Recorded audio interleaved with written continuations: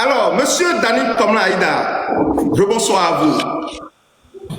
Bonsoir Joël, bonsoir Zaga. Un plaisir de vous retrouver ce soir. Merci beaucoup.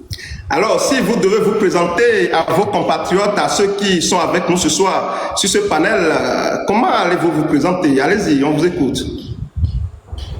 Ça, c'est un exercice difficile, hein, cher Joël. J'aime pas trop parler de moi, mais écoutez, en 2 mots, je dirais je suis un Togolais normal, qui n'est pas en phase avec la dictature parce que j'ai pris position très tôt, ce qui m'a amené à quitter le pays après un certain nombre de soubresauts avec le régime Gnassingbé à l'époque. J'ai quitté le Togo en 2002-2003. Après des élections tourmentées au cours desquelles Yadema n'avait pas gagné mais prétendait avoir gagné, où je pilotais un collectif de la société civile. Depuis lors, je vis à l'étranger où je poursuis mes occupations, mes engagements à l'international. Et puis voilà, je voudrais pas faire de publicité pour les organisations pour lesquelles je travaille, mais je dispose aussi j'ai aussi 3 sociétés que je dirige dans un groupe de consulting à l'international qui s'appelle Africa Level Group. Bon, je suis expert en développement international, je travaille pour la Banque mondiale, je travaille très souvent pour les Nations Unies et puis pour une organisation basée à Washington DC appelée NDI. Voilà en quelques mots ce que je suis. Je suis engagé pour le changement au Togo depuis... Mais dites-nous, monsieur Dani, est-ce que vous êtes marié? Est-ce que vous avez une femme ou des femmes? Absolument, ça, rassurez-vous, si vous avez des femmes ici, je suis désolé, mon cœur est pris depuis longtemps. Et je suis marié, père de 4 enfants, et voilà. D'accord. Merci beaucoup à vous, monsieur Komla. Alors, dites-nous, malgré tout ce qui se passe au Togo depuis 1963, la mort de son excellence Sylvanus Olympio, malgré les tortures, malgré l'oppression, malgré la dictature, malgré le pillage, pourquoi l'alternance, selon vous, l'alternance démocratique peine à naître au Togo? Pourquoi? Comment vous expliquez ça? C'est une très bonne question. L'alternance a été un combat pour lequel nos aînés se sont engagés il y a longtemps.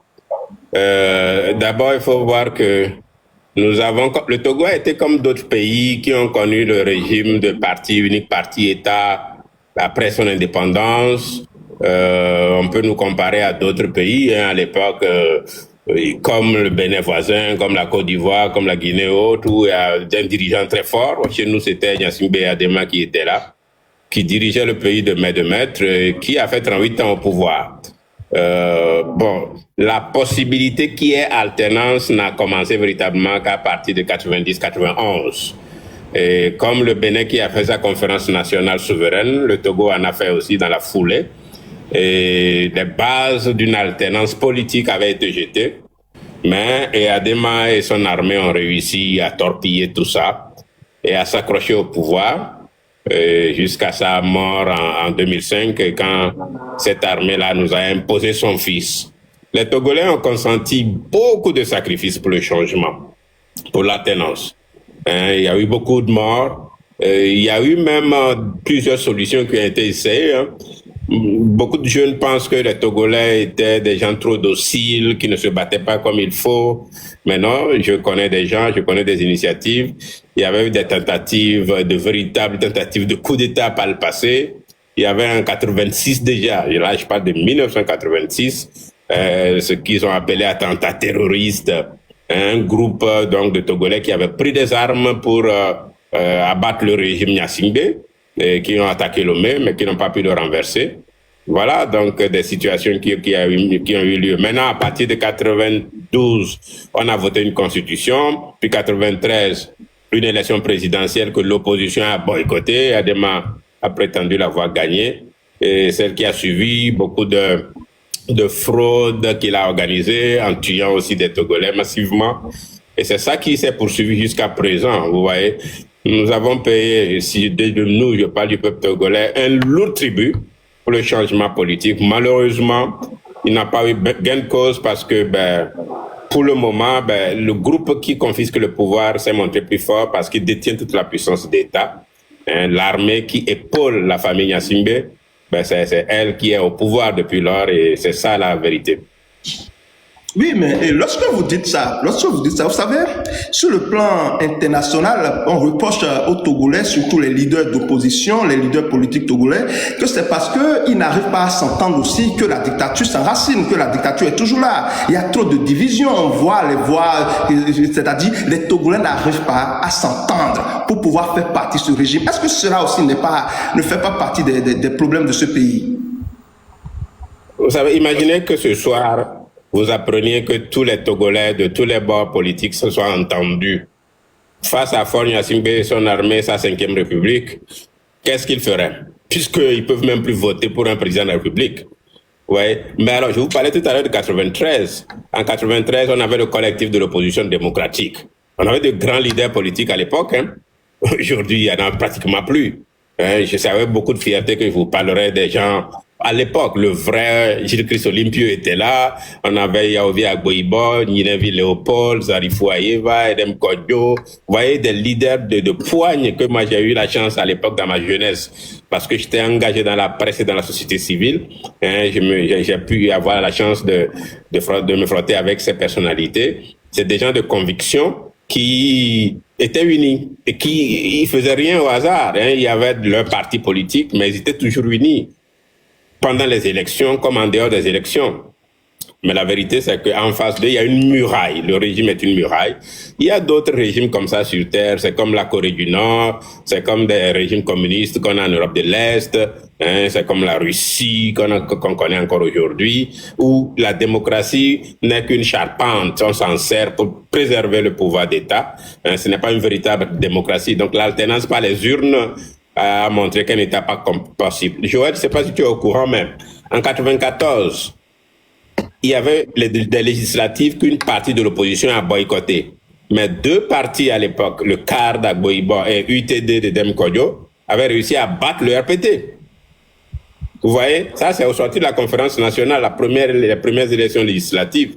Ils ont battu le RPT, mais le ADEMA a réussi encore à semer la zizanie entre eux, alors que le CAR avait plus de 36 députés, donc c'est comparé donc à l'UTD, normalement, Agboibo devait être nommé Premier ministre, mais Yadema a nommé Edem Kodjo pour créer la division entre eux. Et c'est ça qui a fait que l'opposition n'a pas pu diriger le gouvernement à l'époque.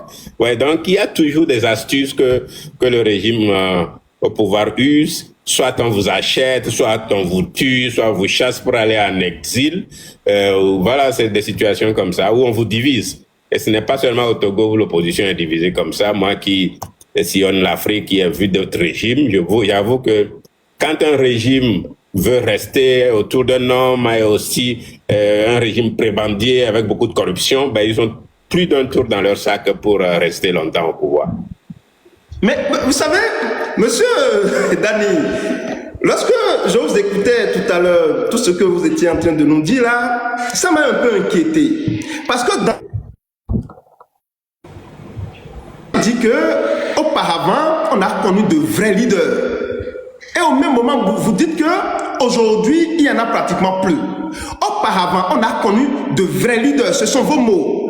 Malgré ça, malgré leur détermination, malgré leur abnégation, ces leaders dont vous parlez n'ont pas pu renverser la dictature. Aujourd'hui, que vous-même vous dites qu'il n'y en a pratiquement plus, vous dites que la lutte est encore possible. Monsieur Komlan, est-ce que ce n'est pas contradictoire? Je vais m'expliquer. Vous savez, les leaders qu'il y avait au Togo après 90 et puis les 2 décennies qui ont suivi, on peut les comparer dans d'autres pays comme en RDC où on a connu Étienne Tshisekedi qui se battait aussi avec les leaders charismatiques et d'autres partis politiques à côté. Étienne, que j'ai eu la chance de rencontrer plus d'une fois avant sa mort, il n'a jamais accédé au pouvoir d'État, vous voyez. C'est un peu la situation au Togo aussi.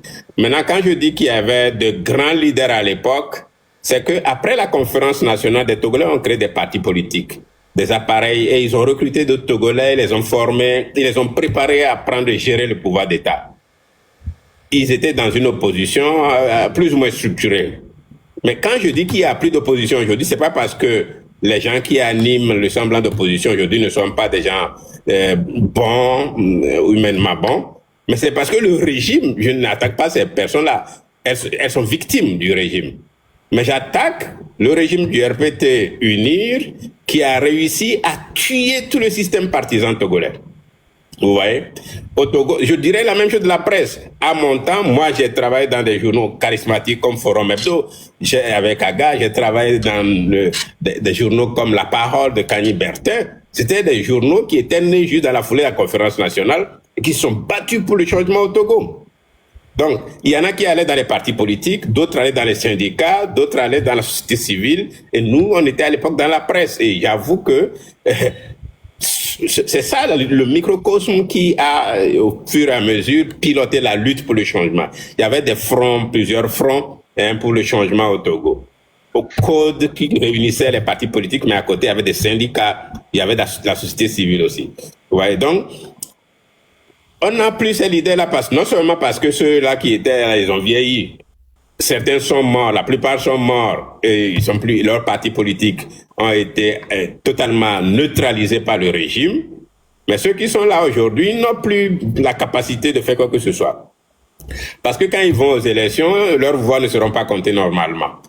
Parce qu'on ne laisse pas organiser la vie de leur parti normalement. Vous pouvez dire on a des militants dans toutes les préfectures, mais vous ne pouvez pas organiser d'activités dans ces préfectures. Vous voyez? Donc, le problème n'est pas l'existence de ces partis. Le problème, c'est que aujourd'hui, ils ne sont que des faire-valoir du régime. Pas parce que les hommes et les femmes qui les animent sont mauvais, mais parce qu'ils continuent à croire que leur parti peut servir, alors qu'ils sont vidés de leur substance. Moi, si j'avais un parti politique, une fois que Faure a dit « Je vais rester votre président parce que mon parti UNIR va toujours gagner les élections », moi, si j'avais un parti politique, j'allais m'auto-dissoudre. J'allais dissoudre parce que ça ne peut plus, on ne peut plus compétir dans ces conditions-là. Attendez. Monsieur Komlan Dani Aïda, alors, ce que vous venez de dire, cela m'amène à vous poser une question que j'aime pas souvent poser à mes invités pour ne pas créer une sorte de division entre les Togolais. Vous savez, au Togo actuellement, il y a deux courants. Il y a certains qui pensent que oui, voilà, il faut aller aux élections et défendre lorsque nous allons aux élections. Et puis, si on gagne et que le régime tente de nous arracher notre victoire, il faut lutter pour pouvoir l'avoir. Il y a d'autres qui croient que non, il n'est pas question d'aller aux élections avec un dictateur. Il n'est pas question de participer à quoi que ce soit avec le dictateur. Il faut tout rejeter. Et quelle est votre position par rapport à ces deux courants, vous, monsieur Dani? Il n'y a pas de position de principe par rapport à ça. Si j'ai la possibilité aujourd'hui, parce que j'ai fait ce travail pendant longtemps, et pas seulement en Afrique, même en Europe et dans d'autres pays, si j'ai la possibilité de réunir quelques partis politiques togolais aujourd'hui, de les outiller pour faire face à UNIR, j'en ferai des appareils de combat, de lutte politique. Mais leur arme ne serait pas les élections, parce que les conditions pour gagner les élections n'existent pas au Togo. Vous voyez?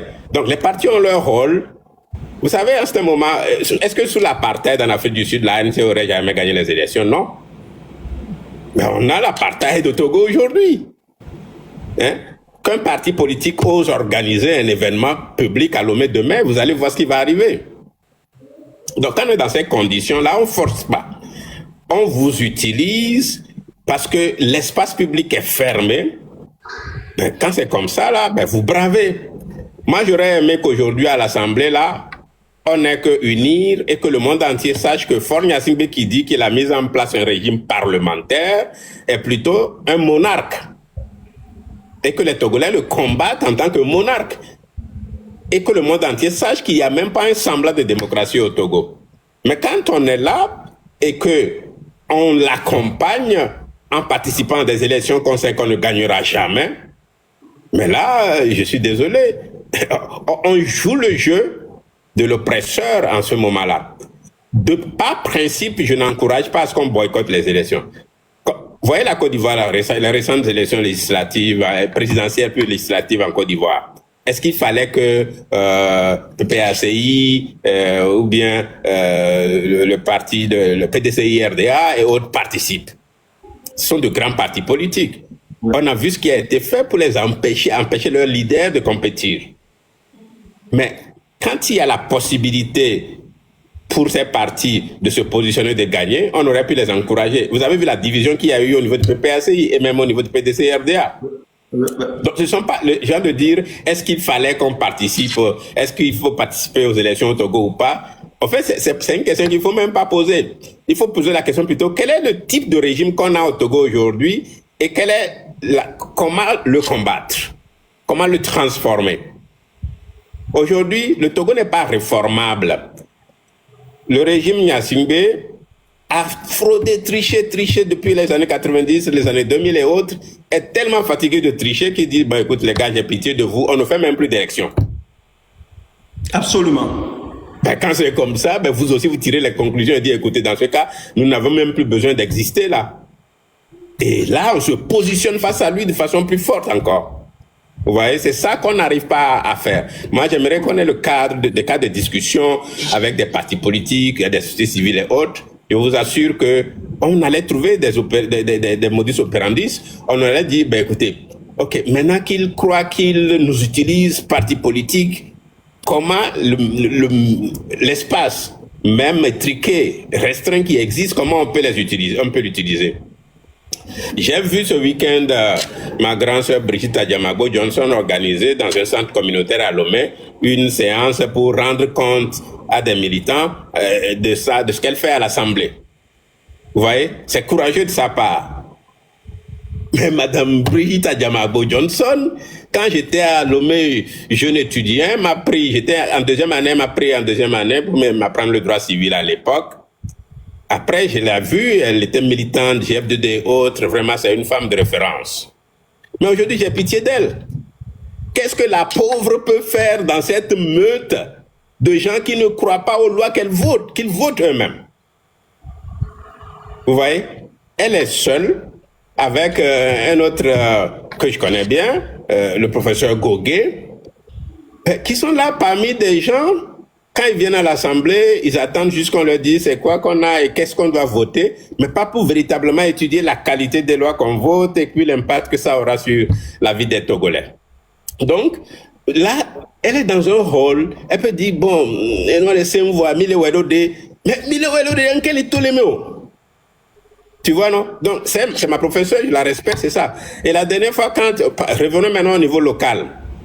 J'ai de très bons rapports avec un autre acteur politique que je respecte, Jean-Pierre Fabre. Je suis allé le rencontrer pendant sa première mandature à sa mairie et il m'a bien reçu, on a bien causé comme des amis. J'ai vu les conditions dans lesquelles on a voté et puis je lui ai lancé un appel public en disant « Grand frère, retire-toi de ça parce que ces gens ils veulent te manipuler. » Vous voyez? Mais mon grand frère Jean-Pierre Fabre sait bien, mais il est sûr de lui. Vous voyez, il est pris dans un piège, pas le piège de la manipulation du régime. Quand on est des partis et des militants, ceux-là, ils veulent que vous puissiez exister politiquement. Si lui, il décide de ne pas aller, il se dit qu'est-ce que les militants vont faire. Mais à un certain moment, il faut avoir le courage de mettre le haut là. C'est ce que Gbagbo a fait récemment en Côte d'Ivoire, c'est ce que d'autres font. Et regardez la Guinée, avec de grands partis politiques. Moi, j'étais allé là-bas pour travailler avec des partis comme l'UFDG et autres. Je vous assure, là, c'est des militaires qui sont au pouvoir, c'est leur moment. Ils ont dissous tous les autres partis politiques, ils sont allés aux élections, ils disent qu'ils les ont gagnés. Ouais, c'est ça la réalité. Donc, quand on y va, on ne veut pas aller à moitié pour dire voilà. Et en même temps, quand on y va, il faut aller jusqu'au bout, quoi. Donc, je ne dis pas ça pour critiquer, mais je dis, écoutez, le temps passe. Vous voyez, il y en a qui sont là fatigués parce que eux aussi, j'ai parlé de cette génération-là de leaders qui sont terminés. Il y a une deuxième génération qui a suivi. Vous voyez, Jean-Pierre Fabre était un lieutenant de J. Olympio, Brigitte Adjamago Johnson était un lieutenant de Léopold Ninovi. Maintenant, c'est eux qui sont là. Derrière, il y en a qui attendent, qui vont voir ce qu'il veut faire. Pendant ce temps, Fort aussi prépare ses petits frères pour le remplacer. C'est ça le piège dans lequel nous nous trouvons au Togo. Et c'est désastreux. Oui, aujourd'hui, vous, monsieur Dani, en tant que leader togolais, vous militez, vous voulez le changement pour ce pays. Est-ce que derrière les caméras, est-ce qu'aujourd'hui vous êtes en relation avec... Joël, attends d'abord. Hein. Oui. Attends d'abord. Les gars, Les gars, s'il vous plaît, nous sommes à 9000. Nous sommes à 9800 personnes dans le direct, ok? Il y a des gens qui se cachent derrière. Mais ceux qui sont là, nous sommes à 9800 personnes. Il y a seulement 561 partages. Et ici, il y a 600 et il y a 1600 personnes, s'il vous plaît. Partagez. Nous sommes à 9800. Attends, je vais voir encore. Voilà, nous sommes à 9900 personnes. Ok? Donc, s'il vous plaît, partagez le direct. Partagez le direct. Au moins à 1000 personnes. Au moins 1000 partages. Nous sommes à 9900 personnes. Ok? Je vais actualiser encore pour voir. Toujours à 9900. Ok? Toujours à 9900. Merci. Mets-moi sur l'écran. Grand écran, vous voyez? Là, vous avez commencé à partager. Nous sommes à combien? Nous sommes à 10 000 personnes. OK? Donc, les gars, partagez, partagez, partagez, partagez, partagez. C'est très important. Partagez le direct. Partagez le direct. Au moins à 1000 partages, c'est bon. Au moins à 1000 partages. Voilà. Parce que moi, je vois... Nous avons un invité de marque. Voilà. Nous avons un invité de marque et on va le pomper. On va lui poser des questions de la rue, chers amis. C'est bien. Donc, s'il vous plaît, partagez. Vous voyez, quand vous partagez, ça augmente. Là, nous sommes à 10 100 personnes. Partagez, okay. Tapotez, partagez le live. Partagez. Zaga, tu vois, Joël me pose des questions difficiles. Il faut être prêt pour me venir au secours, hein. Non, ici, c'est sans tabou. Voilà. Voilà. Remettez l'invité, s'il vous plaît, remettez l'invité. Là, nous sommes à 800 partages. Envoyez ça à 1000 partages, s'il vous plaît. 1000 partages. Merci, allez-y. Partagez le live. Alors, monsieur Komlan Dani Aïda, vous êtes un expert togolais. Vous vous préoccupez de l'avenir de votre pays. Mais derrière les écrans, est-ce que vous êtes en contact avec l'opposition traditionnelle? Est-ce que vous les appelez? Est-ce que vous les rencontrez? Est-ce que vous parlez entre vous? Ou c'est seulement sur les réseaux? Voilà qu'on vous voit. Est-ce que vous êtes en contact avec l'opposition traditionnelle? Merci, c'est une excellente question. Je n'avais fait que ça au cours des 20-30 dernières années et je suis fatigué de le faire. Je fais partie des Togolais de la diaspora et ça fait plus de 22-23 ans que je suis hors du pays.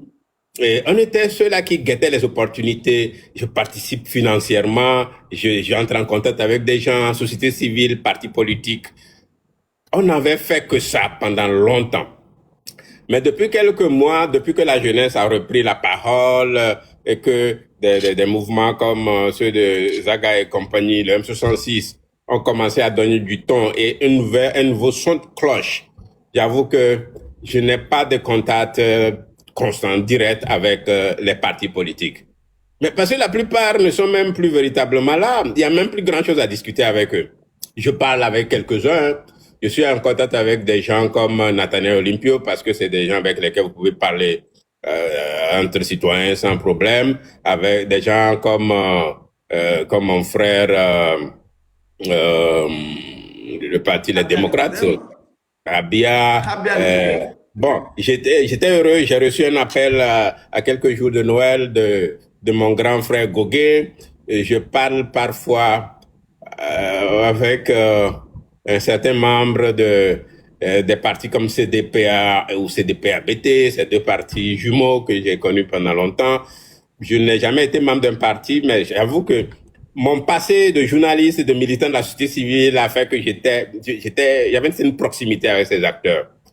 Mais j'avoue que depuis que Faure a dit, les gars, il n'y a plus de démocratie chez nous, je suis monarque, je vous invente une république où je serai à vie président, j'ai trouvé qu'il n'y a même plus lieu d'être en contact avec ces acteurs-là.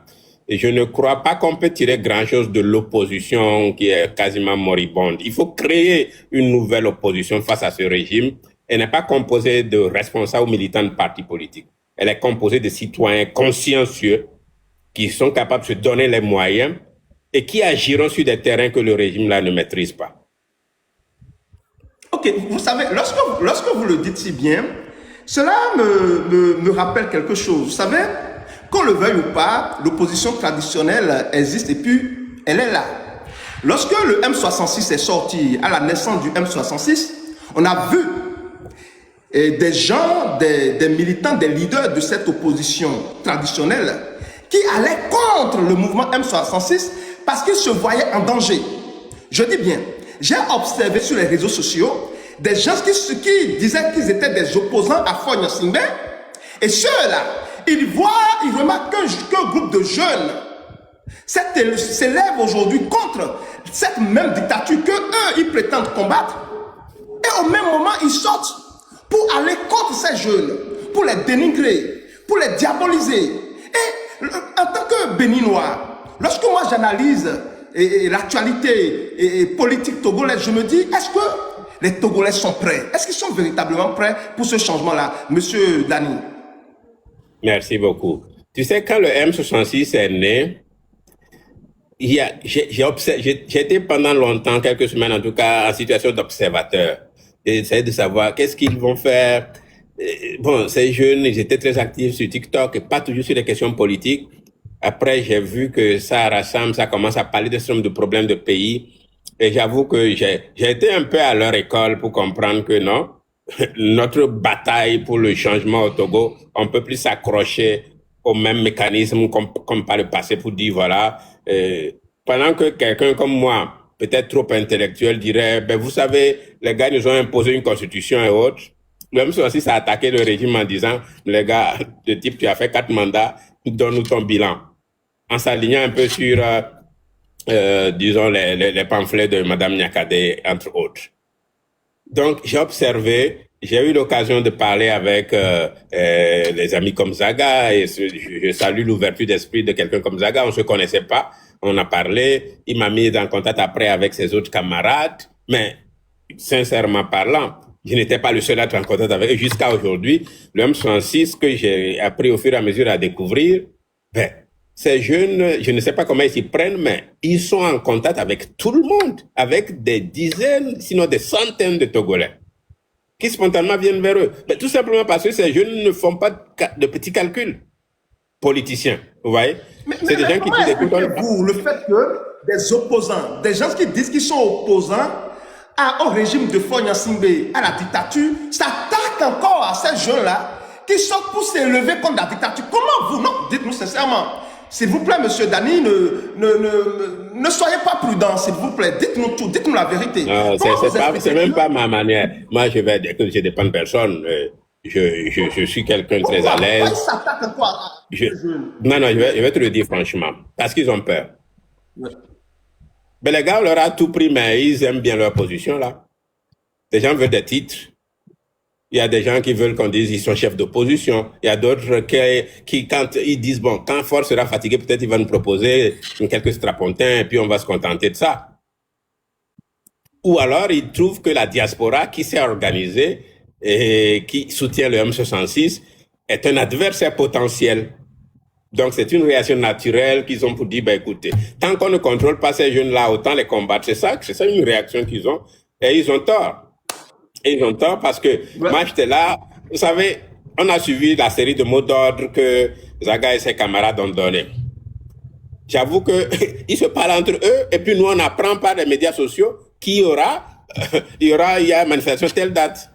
Et puis nous étudions, on sait autour de quoi ils expliquent dans leur live et puis on essaie d'accompagner et puis on relaie leur message. Et en aparté, s'ils nous demandent des conseils, on leur dit ce qu'on pense. Mais j'avoue que c'est cette autonomie qui a fait du M66 sa force. Si quelqu'un avait tenté de les contrôler, eux-mêmes, ils ne seraient pas allés loin. Vous voyez, M66 s'est référé à l'arrestation d'Amron et autres. Après la libération d'Amron, quand il s'est affaibli intérieurement ou bien il a fait profil bas, parce que c'est aussi un homme que je respecte, mais ça n'a pas empêché le mouvement de continuer. Vous voyez? C'est parce qu'il est autonome, parce que c'est un mouvement social, citoyen. Et les mouvements citoyens, on ne les contrôle pas. Ceux qui tentent de les contrôler, ben, soit ils ne savent pas ce qu'ils font et ils vont se casser la gueule, ou alors ils vont eux-mêmes se perdre en cours de route. Donc je crois que c'est ça aujourd'hui. Quand vous appelez Zaga, Togbevi, Roméo et Kodjovi aujourd'hui pour dire, et que vous arrivez à les convaincre pour dire, bon, on promettait de travailler avec moi parce que je suis l'idée d'un parti. Qu'est-ce que vous gagnez en faisant ça? Vous voyez, ce n'est pas ça l'approche. L'approche de dire qu'il y a un mouvement qui a réussi en quelques 3-4 mois à remettre le Togo dans l'actualité internationale, à faire en sorte qu'on parle du Togo et à faire en sorte qu'on sache qu'il y a des problèmes, que les Togolais aspirent à autre chose que ce régime qu'on leur impose. Mais à partir de ce moment-là, il faut commencer à dire, bon, il faut quand même qu'on se parle. Ce que j'aurais fait, moi, si j'étais leader d'un parti politique, c'est que je dirais, qu'est-ce que j'ai à apporter dans cette dynamique? Si j'ai des militants dans le pays, je leur dirais, les gars, vous savez, nos élections là, on connaît les limites désormais. Donc, on n'attend pas de vous. Votre voix en tant qu'électeur ne compte plus. Votre voix en tant que militant de base ne compte plus. Devenez des patriotes, soyez à l'écoute de ces mots d'ordre et faites ce que vous pouvez. Et vous, en tant que parti, vous pouvez même plus les contrôler parce qu'en ce moment-là, ils sont aussi dans une dimension qui est différente. C'est ça que mes grands frères et grandes sœurs qui animent des partis politiques au Togo n'ont pas eu la décence et la présence d'esprit de faire comme exercice. Parce que quand l'espace est fermé, c'est comme le rythme du tam-tam qui a changé. La danse doit aussi s'adapter à ça. Vous ne pouvez pas continuer à faire comme si tout est normal.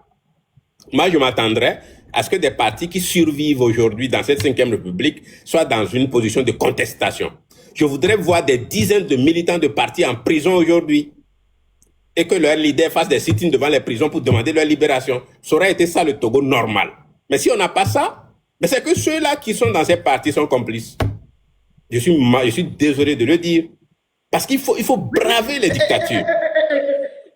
Lorsque vous le dites comme ça, Monsieur Dani, vous savez, moi, le truc là aussi, mon inquiétude, c'est que, est-ce que le mouvement M66 aujourd'hui a la force de combattre en même temps Faure Gnassingbé et en même temps l'opposition traditionnelle qui, au lieu de soutenir le mouvement M66 pour renverser Faure Gnassingbé, s'érige aujourd'hui maintenant contre le mouvement M66. Est-ce que ces jeunes-là aujourd'hui auront la capacité de combattre en même temps Faure Gnassingbé, de combattre l'opposition? Est-ce que cela va donner de résultats au Togo? Dites-nous franchement, Monsieur Dani. Je vais le dire franchement et en 2 phrases. Ils n'ont pas besoin de combattre l'opposition. Ils ont besoin de l'ignorer et de continuer à combattre seulement Faure Gnassingbé. C'est la seule chose qu'ils ont à faire. Alors, Monsieur Zaga, que pensez-vous de on ne combat pas ce qui n'existe pas. Vous savez, dans les prochaines semaines, parce qu'il y aura des choses qui vont se passer, soit l'opposition se recycle et comprend les nouveaux enjeux politiques au Togo et s'aligne et combat franchement le régime, ou elle va disparaître. C'est naturel comme phénomène. Monsieur Zaga, par rapport à tout ce que vous venez d'entendre, allez, vous êtes avec nous ici sur ce panel. Chers amis, tapotez le live, tapotez, partagez. Bon. Motivez Zaga, motivez-le, vous le connaissez. Avant de commencer, je vais regarder, il y a combien de personnes qui sont derrière la maison avec des longues vues pour suivre le live.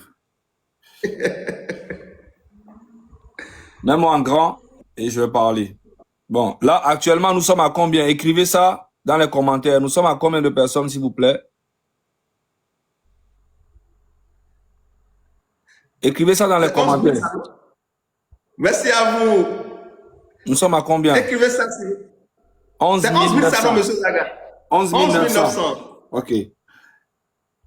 Et là, actuellement, nous sommes à combien? J'ai réactualisé. Nous sommes à combien? 12 000. 12 000. C'est pour ça que je vous demande tout le temps de partager le live. Parce que quand vous partagez, là, nous sommes à 1100 personnes. Quand vous partagez, mais ça va très loin. OK? Ça va très loin. Il y a des gens qui n'aiment pas. Par exemple, vous voyez sur mon portable là. Moi, j'ai mis comme ça. Personne ne saura que je regarde le live. Mais dès que je clique dessus comme ça, on saura que je regarde là. Mon nom, voilà, Zaga Bambo a rejoint le live. Vous voyez? Et c'est pour ça que les gens n'aiment pas qu'on sache qu'ils regardent le live, ils ne cliquent pas dessus. Donc, quand je retourne en arrière comme ça, voilà. Attendez, monsieur Zaga. Vous êtes en train de nous dire que Faure Gnassingbé peut être parmi nous ici. Il est là, t'inquiète. Donc là, vous avez vu, nous sommes à 12 000 personnes. Voilà. Donc, pour répondre à ta question, pour répondre à ta question, je vais te dire, j'ai toujours été clair, moi et puis mes collègues, hein, Kodjovi Togun, qui est le président du M66. Et Togbevi est le vice-président du M66 et en même temps le trésorier. Et Mokonzi est le secrétaire général du M66. Moi, je ne suis que le porte-parole. OK? Dans le M66. Et maintenant, après ça, on a beaucoup de soldats qui sont Fleur-Lune, Chef Canton, Père Dieu, Table Ronde, SNI, Agbassivi, il y en a plein. Plein. Il y a Aïcha, il y a beaucoup. Je ne peux pas citer le nom de tout le monde. Mais il y en a tellement. Il y a Ashley. Il y a qui encore? Il y a plein. Mettez les noms. Il y a plein. Tu vois? Il y a beaucoup. Il y a les Amazones. Il y a Jamie. Il y a plein quoi. Il y a plein. Maintenant, après les soldats là, il y a maintenant les sympathisants. Les gens qui soutiennent vraiment notre mouvement. C'est la première fois qu'il y a un mouvement comme ça au Togo. Et je pense qu'aucun Togolais ne va vouloir voir M66 s'éteindre. C'est pas possible. Parce que nous ne sommes pas que politiques, nous sommes social, nous sommes tout. On est tout sauf politique. On dénonce la malgouvernance, ce qui ne va pas dans le pays. On dénonce tout ce qui est social comme le on intervient partout. Et on a beaucoup de prières. Nos mamans, nos papas, les gens prient pour nous. Même si on n'a pas les moyens financiers aujourd'hui pour le moment, je suis sûr que ça va venir. OK? Maintenant, nous sommes là. N'importe quel parti politique ou bien leader d'un parti politique qui sortira et donnera une date pour bousculer Faure Gnassingbé, on sera automatiquement derrière cet homme-là ou bien ces hommes-là pour donner de la force. On a démontré déjà de quoi nous sommes capables. Maintenant, les grands frères, nos grands soeurs qui sont sur le terrain doivent être déterminés. Ça va être plus difficile parce que eux, ils sont sur le terrain, on peut leur mettre la main dessus, jam. Mais s'ils sont nombreux et nous derrière, il n'y aura rien. Rien du tout. Il n'y aura rien. Donc nous sommes prêts. Mais en aucun cas, on peut collaborer avec un parti politique. Ce n'est pas possible. Il n'y aura jamais de collaboration. Mais on vient automatiquement, dès qu'il y a un leader qui se met devant et qui commence à bousculer le régime en place. Et depuis le début, on a dit aussi qu'il n'y a pas de leader devant cette lutte. Par rapport à tout ce qu'on a eu avant dans le pays, l'expérience qu'on a eue, on a compris que il ne faut pas avoir un leader. Parce que dès qu'il y a un leader devant, bah, tout le monde met l'espoir dessus. Et dès que le leader maintenant devient faible, parce que c'est un être humain, il devient faible, et il commence à manger, ou bien on va commencer à dire, hey, Minou, elle va dire, ah, vous avez vu, ils ont trahi là, lui, ils ont trahi là. C'est pour ça qu'on dit qu'il n'y a pas de leader. Ça veut dire que moi-même, demain, si je viens dire aux Togolais, demain, que, hey, les gars, temporisons, ne faites pas ça, ils vont dire, vas-y, va te faire foutre, Zaga. Tu es fatigué, va te reposer. Ça veut dire que si Togbovi vient demain, on va dire, ah, Togbovi, tu es fatigué, va te reposer. Tu vois, donc, vous savez, la lutte, elle sera plus importante. Plus que les êtres humains qui mènent la lutte. Vous comprenez? Et c'est pour ça que beaucoup de personnes nous ont détestés. Quand je dis beaucoup de personnes, c'est une minorité. Hein. Il y a quelques personnes qui viennent tout le temps. Même si on a fait tout, il y a toujours les gens qui viendront dire que nous sommes des escrocs. Nous sommes... Voilà, là, j'ai lancé une cagnotte pour moi. Pour moi-même. Et je pense que je mérite. OK? Parlez-nous de ça. Non, j'ai lancé une cagnotte parce que je sais quelle situation je suis en train de traverser. Je ne peux pas venir dire ça. Mais je pense que les gens sont déjà au courant. Vous avez attendu la dernière fois que Faure Gnassingbé est venu ici.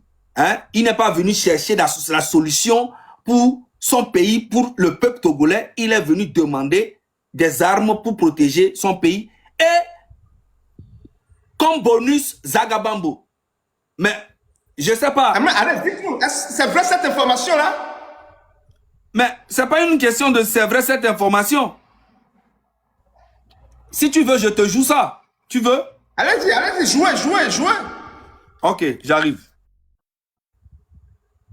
Fagne Simbe, il est parti en France demander à Emmanuel Macron de lui livrer Zagabambo, chers amis. Un citoyen qui se bat. La seule chose que Zaga demande, lui et ses amis, c'est le changement au Togo, l'alternance démocratique, de l'eau potable pour les Togolais, de l'électricité, des infrastructures de qualité. Et Fagne Simbe demande à la France de lui livrer Zagabambo pour qu'il puisse le maltraiter, le dire s'il le faut. Nous disons, peuple togolais, la situation du Togo est vraiment dramatique. Et nous devons nous débarrasser de tous nos manteaux politiques. Parce qu'on fait la politique dans un pays normal. Je suis prêt. Il faut se débarrasser de ça. Allez-y, monsieur Zaga.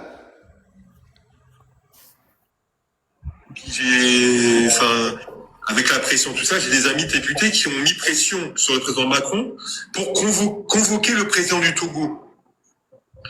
Et bref, en tout cas, Macron, jusqu'à maintenant, il n'était pas, il n'était pas rentré dans le dossier, mais il est rentré dans le dossier. Et le 30 octobre, il a convoqué le président du Togo.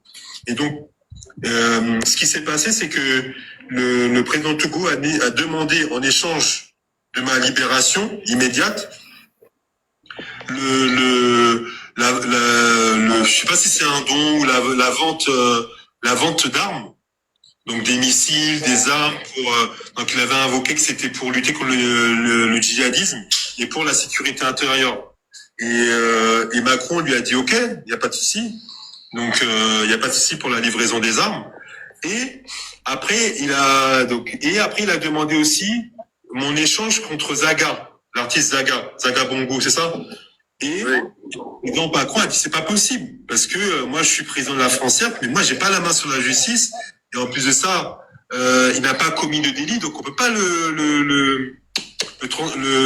l'extrader quoi. Et du coup le président du Togo s'est fâché, ils sont fâchés, ça s'est super mal passé et tout ça. Et au dernier moment, même le président du Togo, apparemment, il a même quitté la table, il est parti. Et c'est le président du Français qui l'a rejoint, qui l'a rattrapé. Il a dit, écoutez, on garde le contact, on essaie de voir ce qu'on peut faire. Et c'est à ce moment-là que quand mon père a vu que même le président français arrive pas à faire entendre raison le président du Togo, mon père a dit, bon, bah, il va rentrer directement en négociation avec le président du Togo. Et en fait, ce qui s'est passé, c'est que donc mon père, donc mon père en fait. Bon, bref. Donc, quand ne amere si te fidien va les blomber, on est extradé. Ye, on les tourne à et tout ko les diominate soit et tout son enfant na sécurité na duo. Ye, on les tourne aux Zagaya mi mate sur son parce que à même on ne peut pas. Il mate même ne ye ni président en France chari. Justice, elle est indépendante. C'est même le possible. Au dernier presse sur la Bologna, les France a quelqu'un qui tombe de problème au vent. Zaga sova pero machino. Eh ben ane Zaga m'a accompagné et toi ne nani. Eh ben blé toi de bejo. Une semaine ou bien 10 jours après, bejo il Russie on va signer. Et il y a une collaboration kudo russo. Ouais. Donc et nous que les ni ben ko. Nya mpemlo nya ma bioga. Togo tonyo fan nyo FBI nyo. Bonne jogana préféré 1000 fois. Je m'en bats les couilles de vous. Moi, je communique avec mes fans. Je communique avec mes gens. Les gens qui m'aiment, toutes les mamans, les tontons qui veulent. C'est le moment. Quand on a les pages, il dit. Mais il avait joué le fou. Je suis les coups de carca. Parce que nous avons les pôles qui chiffrent ont monté à. Amérique coule Amérique, Amérique coule Canada, Amérique coule la Amérique coule France, vous allez tous mourir. Moi, j'ai ma popularité, j'ai mes fans en moi. Ça ne bouge pas. On a toujours été comme ça depuis des mois là jusqu'à aujourd'hui. C'est ce que vous ne comprenez pas en fait. Donc, pour te dire que ce n'est pas pour de l'argent qu'on fait cette lutte, Mais cette lutte a besoin d'argent. Et c'est pour ça que les gens rentrent dans la psychologie des Togolais pour qu'ils ne cotisent pas. Parce que quand on parle de cette lutte, on a eu combien? On a eu 100 000 francs, 100 000 euros, et on a eu 40 000 francs de francs canadiens. OK? Donc, le tout ça là ne fait même pas 100 millions CFA. Mais regardez ce qu'on a fait depuis le mois de juin, presque 9 mois. Et il y a des gens qui sont encore aujourd'hui pour dire que oui, que M66 a cotisé de l'argent au nom des prisonniers politiques. En aucun cas, on a cotisé de l'argent au nom des prisonniers politiques. M66, c'est une association. On mène beaucoup d'actions. OK? Et les prisonniers politiques aussi en font partie. Mais on est sur beaucoup plus d'actions. Mais en aucun cas, on dit qu'on fait une cagnotte au nom des prisonniers politiques. Ça n'existe pas. Apportez-moi les preuves. Ça n'existe pas. Mais on a eu à faire beaucoup d'actions. Monsieur Daniel, là, c'est par lui qu'on est passé plusieurs fois pour envoyer de l'argent. C'est lui qui nous envoie même les noms et comment on appelle-t-on? Oui, les noms et puis de tous les prisonniers politiques qui en ont besoin et qu'on les urgent et comme le urgent. On essaye de, tu vois, et les gens ont mis dans la tête des gens que escroc mini, alors qu'en France ici, tout le monde sait. Et Gamate va contredire. Quoi? Oh, tu viens enlever ça comme tu veux. Même ton propre compte là, si toi tu m'envoies même 10 000 euros tout de suite là, la banque m'appelle directement, c'est quoi l'argent là? C'est pourquoi moi-même j'ai vendu ma voiture, on m'a fait un virement, la banque m'a appelé. Direct. Ils m'ont appelé. Mais j'ai montré la preuve que voilà, j'ai vendu la voiture, nanani, nanana. Et pour vous dire que, écoutez-moi très bien, j'ai vendu la voiture depuis 2021. Mais pourquoi c'est en 2025 qu'on vient m'appeler pour me demander l'argent que j'ai reçu en 2021 là? Pourquoi c'est maintenant on me fait... Ça veut dire qu'il y a des trucs, on cherche des trucs sur moi. Est-ce que vous comprenez ce que j'ai dit? Ouais. On fait des enquêtes. Voilà. Une voiture que j'ai vendue en 2021, l'argent est venu, ils m'ont rien dit. Pourquoi c'est en 2025 qu'ils viennent me demander, jusqu'à me demander même l'argent que j'ai eu à cotiser pour Amron. On me demande est-ce que les impôts... Ils commencent à faire des choses sur moi et je le sais. Donc ça veut dire qu'à tout moment, des occasions de les... Kenibe, olativa sonde va daro alo va kobe zagaye wondebe oleke alo wonbegbere alo oleke ni wale au moins aller ba prison couteau va au moins 2-3 ans de quand même ba da si lui tanti va voir. Ils vont le faire. Pas vu comment tu extradé moi nous colaté ouais. Et même la même chose pour les autres aussi, pour Kodjovi ou pour Mokonzi, pour Togbevi et même pour Ferdinand, ils peuvent pas quand ils vont venir raconter que Ferdinand et ça n'a les gens ne vont pas croire donc ils peuvent pas. Peut-être que lui, ils vont l'atteindre directement, mais il ne peut pas venir me mentir sur lui. Mais un gars, gangster, comme moi, s'ils vont venir dire, ah, ça colle un peu avec lui. Tu comprends? Non, mais attendez. Monsieur Zagabambo, Monsieur Zaga, oui. Vous savez, ce qui est important aussi, les gens, moi je sais, il n'y a pas de lutte sans sacrifice. On ne peut jamais venir à bout de cette dictature les mains vides.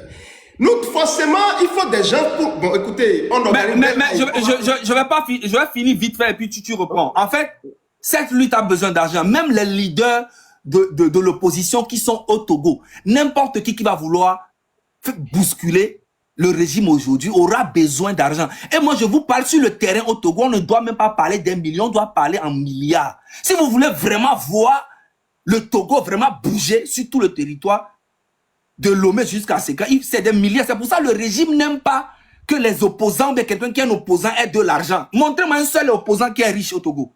Il n'y a pas. Il n'y a pas. Et c'est pour ça que le régime fait tout possible pour que la lutte, les M66 doivent être pauvres, doivent être dans la galère. Comme ça, on peut les corrompre derrière les gens, quelques personnes, pour tirer des informations.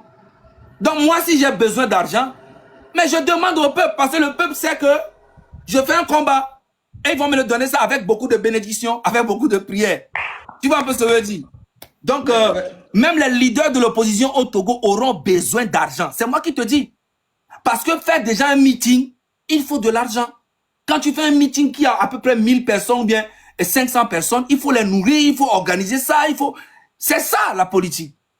Donc, du coup, c'est l'argent qui manque en fait, à cette lutte-là. Faut pas que quelqu'un va vous mentir.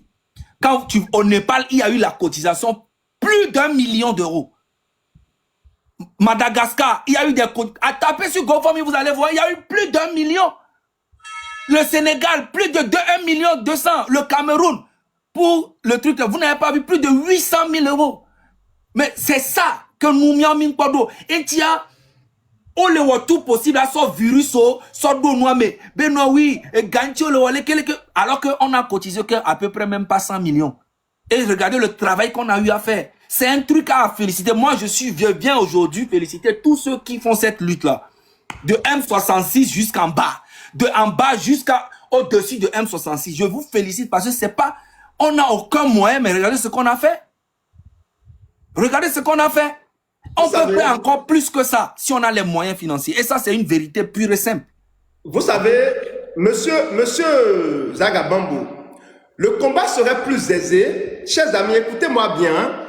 Le combat pour la libération de ce pays, pour l'alternance démocratique au Togo, serait plus aisé si aujourd'hui la jeunesse, le mouvement M66, le peuple togolais, n'était pas confronté aussi à une division interne. C'est-à-dire, imaginez qu'on est au Togo, toute l'opposition traditionnelle, la société civile, les anciens, accompagnent avec bonne foi, je dis bien, accompagnent ce mouvement-là avec bonne foi. Qu'on soit en groupe et qu'on dit, on veut lancer un GoFundMe pour la lutte. Mais cela ira vraiment plus vite. Mais lorsque le GoFundMe a été lancé au Togo, on a vu des opposants togolais qui sont membres des partis politiques, qui organisaient des lives même pour décourager la cotisation là. Alors qu'au même moment, ils veulent que ça change. On a vu des leaders sortir pour décourager la cotisation, pour décourager la mobilisation. Et aujourd'hui, moi, je me demande, est-ce que selon vous, monsieur Zaga, à un moment donné, peut-être que ce n'est pas encore l'heure, si les gens là ne changent pas de stratégie, s'ils ne se rendent pas compte qu'il est urgent qu'ils puissent se rassembler autour du peuple togolais pour pousser ce peuple-là, est-ce qu'on sera à un moment donné obligé de les combattre également comme nous combattons Fonya Singbe? Dites-nous, monsieur Zaga. Tout d'abord, je vais te dire, hein, pour combattre déjà Fonya Singbe, il faudrait qu'on soit prêt déjà psychologiquement. Il faudrait déjà qu'on soit éveillé. Je sais qu'on est au moins éveillé à 80% aujourd'hui, mais il y a 20% des virus qui circulent et ça, les gens doutent un petit peu, mais après, ils reviennent quand même à la raison. Par exemple, aujourd'hui, l'arme qu'ils sont en train d'utiliser aujourd'hui, c'est que quelqu'un m'appelle, me dit que fais attention à Dani Aïda. Je dis pourquoi? Il me dit Dani Aïda a été contacté par le régime. Je dis ah bon? Il me dit oui. Mais je dis ok. Il y a quelqu'un d'autre qui va m'appeler, me dit que fais attention à Togbevi. Je dis ah bon? Oui, Togbevi a fait ci. Quelqu'un appelle Kodjovi pour lui dire a fait ci et vice versa. Quelqu'un même m'appelle pour me dire que de faire attention à Ferdinand. Tu sais, si j'avais dit ça à Ferdinand comme ça, il n'allait pas croire. Donc, comme moi, mon portable, il y a toujours l'enregistreur. Je lui ai fait écouter, il était choqué. Que la personne m'appelle me dit que c'est Fonya Singbe lui-même qui donne les dossiers à Ferdinand pour qu'il parle de ça.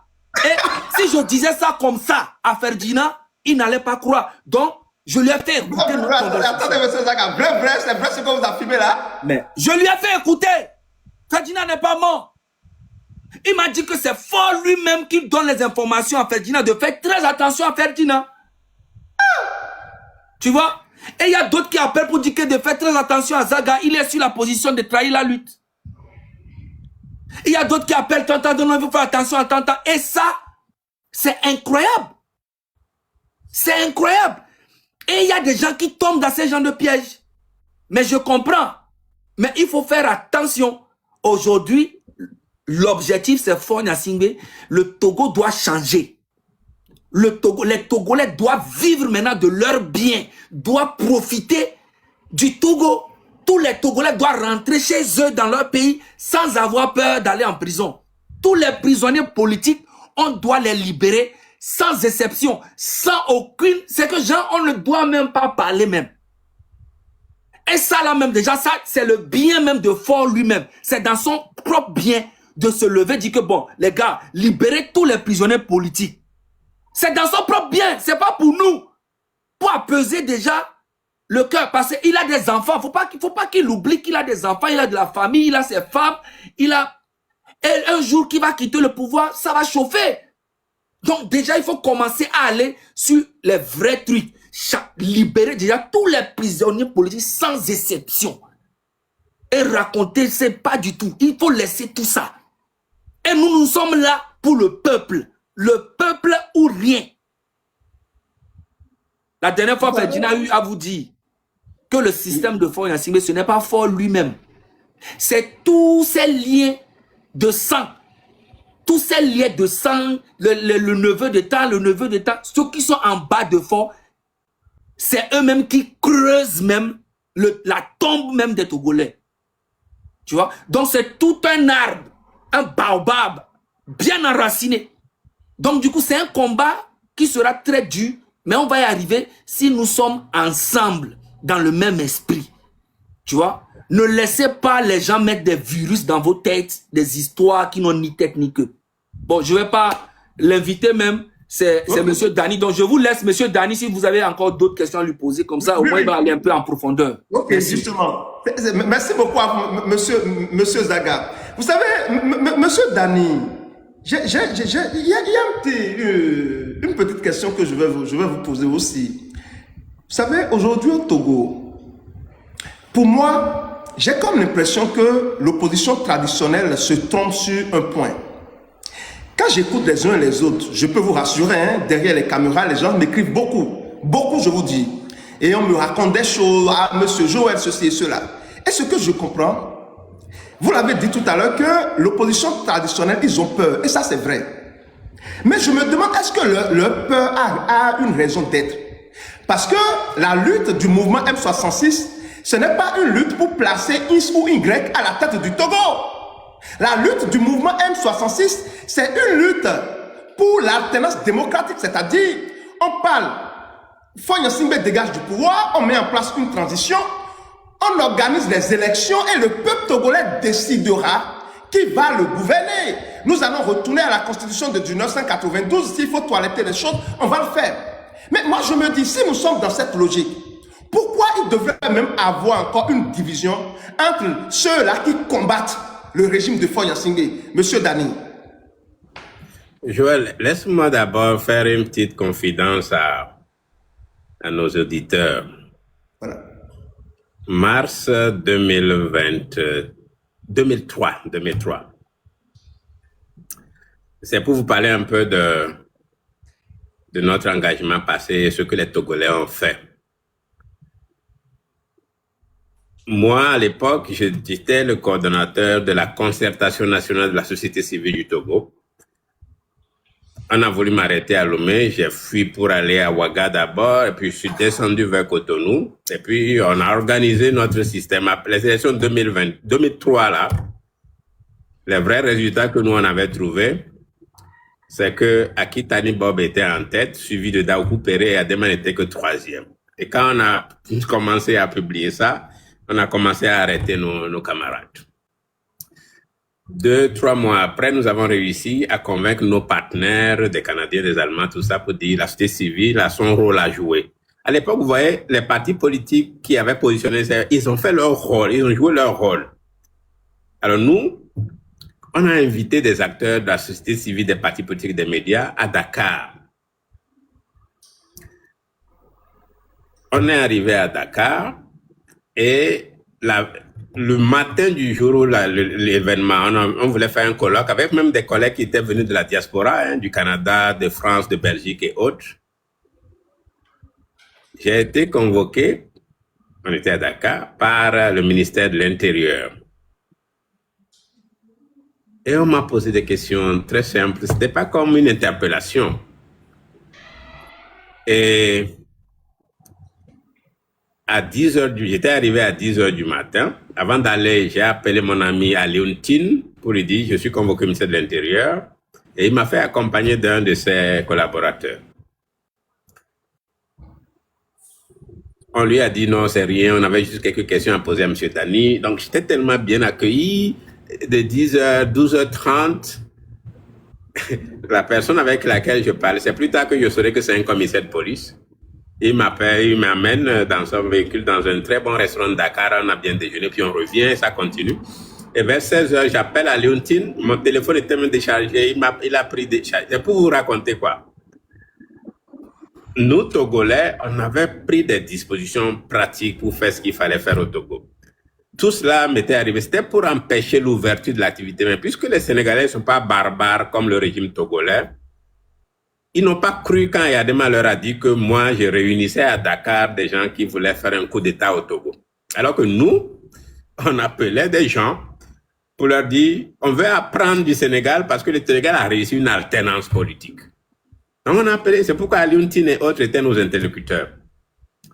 Aliontine tout de suite a donné la lettre que Dani est gardé, en fait, et tout de suite, les Djiboka, l'opposition sénégalaise voulait marcher à Dakar. Et c'est que Tetra vers 22h qu'on m'a libéré pour retourner à l'hôtel. Ça, c'est pour vous dire ceci que quand il faut se réunir, les Togolais savent se réunir. Et chacun connaît son rôle. Ce que je dis là, beaucoup d'acteurs de partis politiques, de la société civile, des médias, peuvent vous le dire. Ça veut dire que ça, je parle de 2003. Donc, aujourd'hui, on n'est pas en train de se chamailler avec les partis politiques. À Lomé, aujourd'hui, ceux qui sont dans les partis politiques sont un peu comme des zombies. Mais ils n'ont pas toute leur capacité d'action. Et nous, on leur dit, dans ces conditions-là, notre nation qui a d'autres acteurs sait agir. Faites en sorte que pendant que vous êtes faibles, d'autres forces émergent. Des milliers et milliers de Togolais ont quitté le territoire national pour aller se réfugier à l'extérieur. Certains pour des raisons politiques, d'autres économiques, des raisons sociales et autres. Ça dérange qui à Lomé que des compatriotes de la diaspora soient ceux-là qui organisent la nouvelle opposition, mais parce qu'on a coupé les ailes et les pieds à l'opposition traditionnelle. Voilà. Et ça doit déranger qui? De conscients patriotes qui aiment son pays. Bon, ça me rend compte, des top vidéos me disent des choses. Moi, quand j'ai amené les camarades de M66 à New York, ils me disent, mais qu'est-ce qu'on n'a pas entendu? Attention, méfiez-vous, Daniel a des ambitions politiques, il veut vous manipuler. Alors que moi, j'ai pris mon argent, j'ai pris mon billet, j'ai payé mes frais d'hôtel, j'ai fait ce qu'il fallait faire. Est-ce que je peux... Vous voyez, il y a des gens qui sont là, qui sont de grands incapables et qui ne sont même pas capables de mettre $10 dans cette lutte. C'est eux qui sont là à emmerder les Zaga, les Togobi, les Roméo, les Kodjovi pour dire, méfiez-vous de ceci, cela. Parce que ceux-là ont réussi à mobiliser, à mettre de l'ordre dans la diaspora même. La dernière fois, Zaga vous a parlé en novembre de ce petit téléthon. Le téléthon qui n'a donné, moi j'ai honte même de parler de ça, parce que ça n'a rien donné de bon. Moi j'ai vu ce qui se passe dans d'autres pays. Ça n'a rien donné de consistant comme ressource pour un fundraising. Mais qu'est-ce que ça a donné? On a vu 15, 17 organisations de la diaspora togolaise qui ont dit M66, on vous soutient, on va faire la collecte ensemble. Maintenant, moi, je me suis posé la question, pourquoi ces gens soutiennent M66? Ça veut dire qu'ils sont d'accord avec cette façon de lutter. D'accord, on n'a pas réuni l'argent, mais qu'est-ce qu'on s'est réunis? On a réuni des hommes et des femmes togolais qui sont capables de travailler ensemble. C'est ce noyau-là, et depuis lors, on se concerte, on se parle.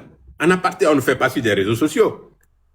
On fait des Zoom meetings, on fait des Google meetings, et puis on se parle entre nous pour essayer de nous rapprocher encore plus. En faisant ça, il y a une seule personne que nous menaçons, c'est Fonia Simbe, ce n'est pas des opposants qui, en fin de compte, sont nos alliés naturels. Personne ne leur en veut. Mais s'il y a un changement à Lomé demain, si nous recréons les conditions d'une compétition politique normale, les acteurs politiques vont se battre. Et puis aller, celui qui a mérité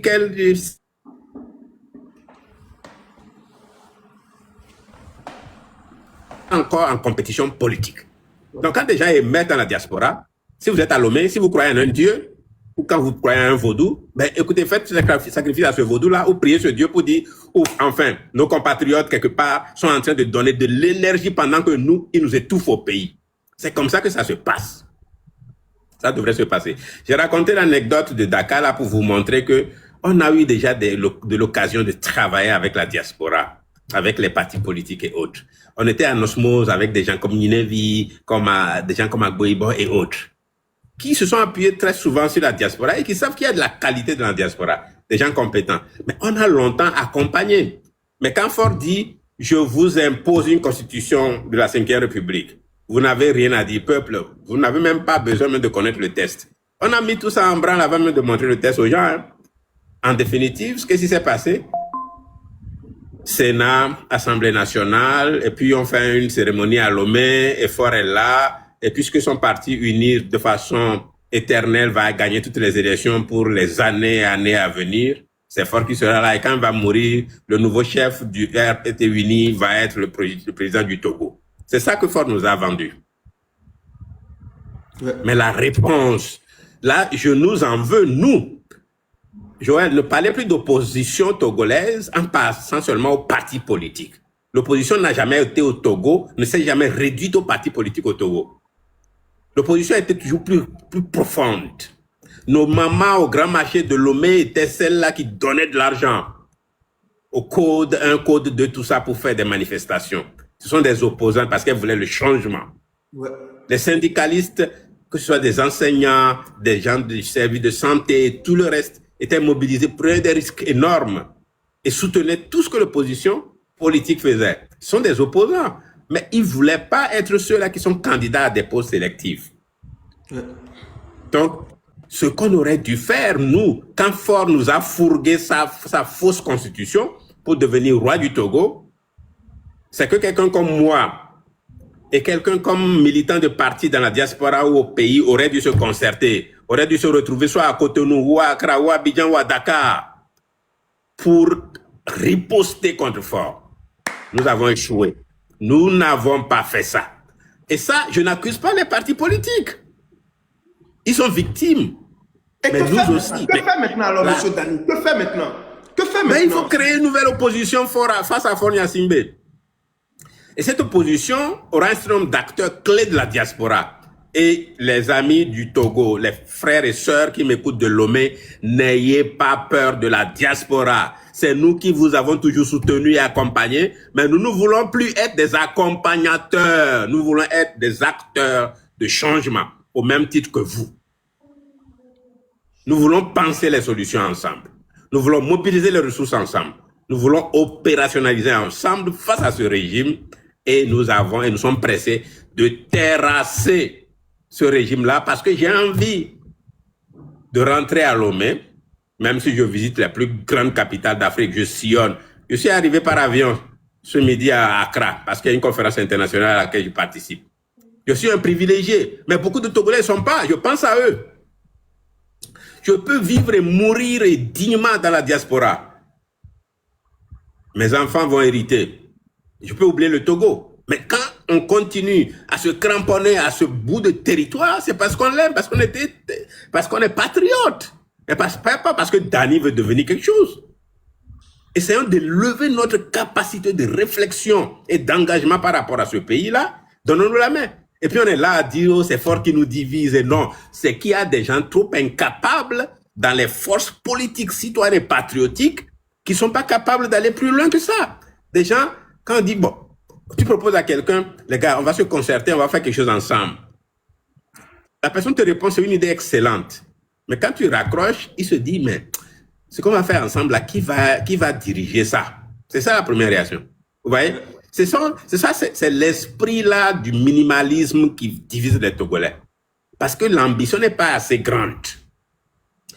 Soyons prêts, terrassons ce régime-là, réunissons-nous quelque part à Lomé et décidons qui fait quoi. Et il y a tellement de choses à faire dans ce pays-là qu'il y a de la place pour tout le monde. Ouais. Moi qui suis ici en disant ça, je ne revendique rien. Je ne suis rien. Il y a de la qualité de la diaspora, il y a de la qualité à l'intérieur du pays des gens qu'on fait taire. il y a des milliers et milliers de nos compatriotes qui nous écoutent aujourd'hui, qui ne sont pas unis, mais qui ne parlent pas parce qu'ils survivent. Parce qu'on ne leur donne pas la chance de s'exprimer, de montrer leur potentiel. Alors ils se taisent. Alors ils sont dans leur Togneviadi en espérant que demain, ils meurent et que des gens viennent chanter et dire qu'ils ont vécu dignement, alors qu'ils ont vécu lâchement. Ok. Je m'arrête là, Joël.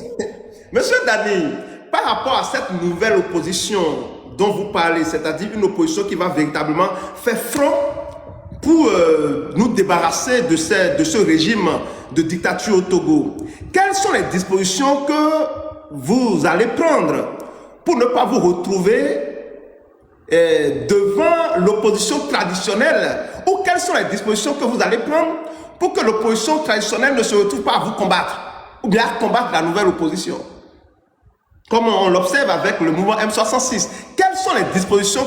Parce que moi, je ne voudrais pas vraiment ça. Donc, dites-moi, monsieur, dites-nous ici, quelles sont les dispositions que vous prenez pour que lorsque cette nouvelle opposition qui va faire front serait en train de naître, de se construire, elle ne va pas se retrouver combattre par l'opposition traditionnelle ou quelques membres de la société civile traditionnelle? C'est une dynamique naturelle qui se met en place là. En quelques mois, le M66 nous a créé l'espace pour dire, les gars, nous on n'est pas des politiciens. Faites ce que vous êtes capable de faire pour que notre pays aille de l'avant. Moi, quelqu'un comme moi, je me suis jamais engagé dans un parti et autre et je n'ai jamais affirmé d'ambition politique. Mais je dis à mes compatriotes, il faut que nous chassions ce régime. Mais j'écoutais quelqu'un qui disait, pour le moment, on n'est pas en train de faire de la compétition pour le pouvoir, on est en train de faire compétition pour le changement. Je dis à cette personne, si elle m'écoute, qu'elle se trompe. On ne conquiert pas un pouvoir qu'on ne désire pas. Dites aux Togolais, nous sommes capables de diriger mieux ce pays-là. C'est pour ça qu'on veut chasser ceux qui sont là aujourd'hui, parce qu'ils sont incapables, parce qu'ils sont médiocres. Pour venir à ta... Écoute, là, je spécule. Joël, je spécule pour ne pas te dire des choses qui sont du domaine de la stratégie ou de la tactique politique. Parce qu'ici, il y a des gens qui nous aiment bien. Il y a d'autres qui attendent seulement de nous éliminer. Et je ne vais pas leur faciliter la tâche. C'est ça. Merci beaucoup. Non, attendez, monsieur Zaga, un instant, s'il vous plaît. Oui. Je voudrais que monsieur Dani réponde également à cette question. Vous savez, il y a de vos compatriotes également togolais qui croient que oui, et pourquoi ne pas donner la chance à cette 5e République, que voilà, les choses peuvent changer. J'en reçois ici souvent, ils me disent, mais monsieur Joël, peut-être qu'avec la 5e République, les choses vont changer au Togo, on aura de l'eau, on aura de l'électricité, des infrastructures. Alors, que pensez-vous de ça ou bien que leur répondez-vous? Je vous dis que la 5e République, imaginez, vous savez, ce n'est même pas... Si le régime Gnassingbé, depuis l'assassinat du père de notre indépendance, est resté longtemps à poser des actes, à tuer nos parents, à faire des choses, la chose la plus grave que ce régime a commise et que moi, personnellement, je pardonnerai jamais pour autant que ma voix compte, c'est que Faure ait pu fourguer une constitution togolaise, leur fait croire que c'est pour leur bien qu'ils le faisaient. Cette constitution de la 5e République, c'est du habamé total. Je ne sais pas s'il y a une expression en français pour dire ça. Vous voyez? C'est-à-dire que il y a des gens de qualité au Togo, constitutionnalistes, historiens, des sociologues et autres, qui auraient pu dire, on a fait une expérience politique depuis la Constitution 92, qu'est-ce qu'on peut améliorer? Mais Faure a été amené seulement à envoyer cette constitution parce que il a fait 4 mandats, et puis il a cherché une issue, et de grands cancres qui ne s'y connaissent même pas en affaires politiques, en sciences politiques, lui ont dit, il y a un régime où tu n'as pas besoin même d'aller aux élections. Et Faure a pris ça. Il a même acheté ça avant qu'on lui donne une constitution. Donc, écoutez, comment on peut expérimenter ça? Ce n'est pas possible. La constitution même est bancale, elle n'est pas bien rédigée, d'une part, et d'autre part, elle crée déjà... La seule chose qui est possible, c'est ceci. Ce n'est pas qu'on essaie la constitution de la 5e République. c'est que Ford soit amené à reconnaître que ce qu'il nous a vendu là, c'est de la camelote qu'on ne peut pas accepter et qu'il fasse marche arrière. J'entends des gens parler de dialogue. Le jour où vous apprenez que Ford, de façon tacite ou bien ou de façon explicite, disent « Je renonce à la Constitution de la Ve République et j'invite mes compatriotes à des concertations pour trouver les voies, préserver un certain nombre de choses, la cohésion nationale », je serai le premier à inviter les Togolais à un dialogue. Mais il ne faut pas qu'on fasse un dialogue parce qu'on sait qu'il y a des affamés, parce qu'on sait que des gens sont acculés et qu'il y a des opposants vampires qui sont prêts à tout et qui vont tout accepter. Il n'y a rien à essayer dans cette Ve République. Il faut la combattre et il faut donner la chance aux Togolais de se donner une nouvelle voie. Il n'est peut-être pas possible de retourner à la République précédente, mais il faut remettre le Togo dans la situation où il était pendant la conférence nationale. Pour dire voilà, les réformes n'ont pas abouti, le régime a peut-être venir à tout galvauder. Maintenant, on fait quoi? Et les Togolais sont capables d'en parler. L'intelligence togolaise, de Kodjovia Kopé jusqu'à Sinkassé, il y en a. Et dans des dizaines de pays dans la diaspora, on est prêt à exprimer nos pensées pour montrer à quoi ressemblera la prochaine société au Togo. Donc, mais qu'on ne nous dise pas, expérimentons ça. Si quelqu'un se hasarde à vouloir accompagner la Ve République, il devient notre ennemi et nous allons le combattre. Merci beaucoup à vous, Monsieur Dani. Alors, Monsieur Dani dit, aucun Togolais digne de ce nom ne peut accompagner cette Ve République. Parce que cette Ve République est une insulte envers le peuple togolais et la terre togolaise, chers amis, et c'est une vérité. Nous sommes tous d'accord sur ce point. Alors, Monsieur Zaga, vous vouliez ajouter quelque chose par rapport à ce que notre invité vient de dire? Bon, même en écran, parce que moi, dans 4 minutes, je vais partir. Voilà. On a fait près de 1h20. Donc, tout d'abord, avant de commencer, vous voyez à quoi ça sert quand vous partagez. Là, nous sommes à 19 000 personnes. Je vais réactualiser ça et vous allez voir. Je réactualise. Tac. Ouais. Là, nous sommes à combien? 19 800 personnes. Ouais. OK. 19 800 personnes qui regardent le live. C'est à ça, ça sert de partager. Mais qui vient de monter, Monsieur Mike? OK. OK. Les gars, calmez-vous. Les modos, calmez-vous. Attendez. OK. Bon, moi, avant de partir, je tiens à te dire merci et je tiens à dire merci aussi au grand frère Dani Aïda. Et je tiens à dire merci à tous ces Togolais qui sont déterminés. Il n'y a rien à faire. C'est que on est condamné à faire cette lutte pour la génération future. Nous sommes condamnés, c'est comme ça.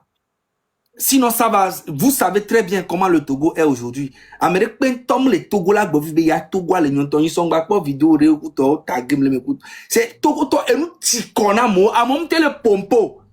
Hein? Midasi, m'pa, et ni arrêt, m'banama, ma quoi, est-ce que les filles, m'banama, quoi, ma tête, pon, y'alema. Y'mnia be, les, m'bana. Inokame.